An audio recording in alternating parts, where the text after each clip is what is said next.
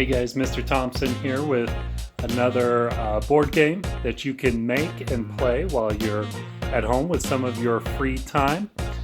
So I was here in the kitchen. I'm making some naan flatbread here ready for dinner. It's now on the rise. I got Alice over there. She's just enjoying a little snack.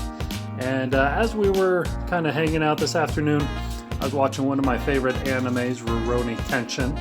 And this anime takes place in Japan's history during the Meiji era. And it gave me the idea that maybe I would pull out and talk about a board game that became very famous during the Meiji era in Japan called Gomoku.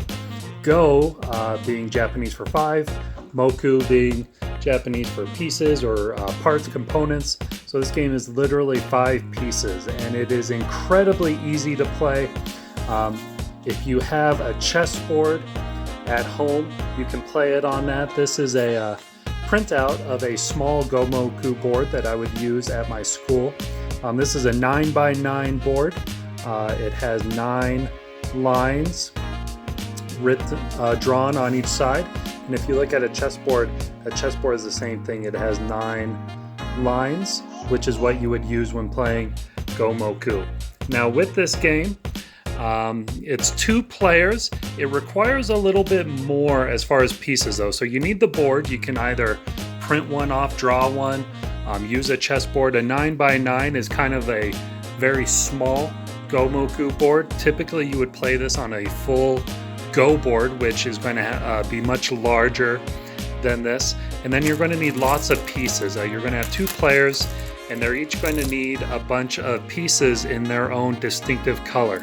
So I have a bag full of these green glass beads and I have a bag full of clear glass beads. So you just need enough because technically if you have 2 players that are very evenly matched on this, the game could end up each player taking up half of the spaces on this board. So it could potentially use a lot of pieces. So how do you play Gomoku?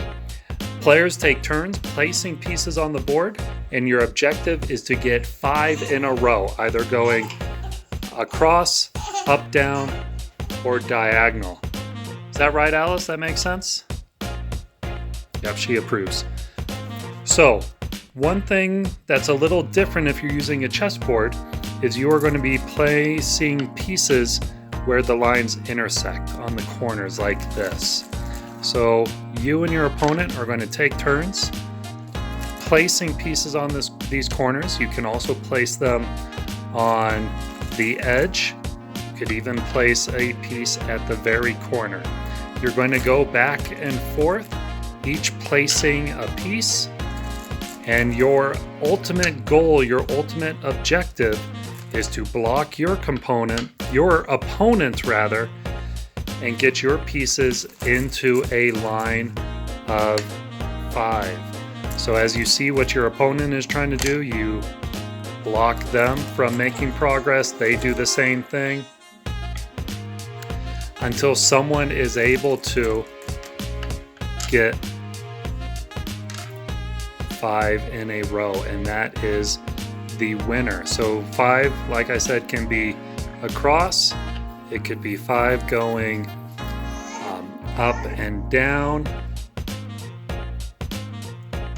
or you could even have 5 going diagonal. So while you're playing, while it's very simple, there's a lot to kind of keep track of as far as what your opponent is trying to do, how they are trying to set up their game. But a very quick game to set up, very easy game to play, Gomoku. So check it out, guys. You can print out a board, you can draw and decorate your own. You can use just about anything for pieces. You just need to have your own distinctive ones. But another very fun, very easy game to play. If you're finding something you need a little break from the TV there, need a little break from your snacks like Alice is having over there. So check out, guys, Gomoku. A fun game to play, and again, one that once you get into it can have a lot of strategy, can provide a lot of hours of trying to master this not so much ancient but still a very old board game. So this is Mr. Thompson. and Alice joining me here today. So I'll upload another video sometime. Until then, check this game out. Drop a comment if you have any suggestions on what you would like to learn how to play. Otherwise, I will talk to you guys later. Stay safe out there.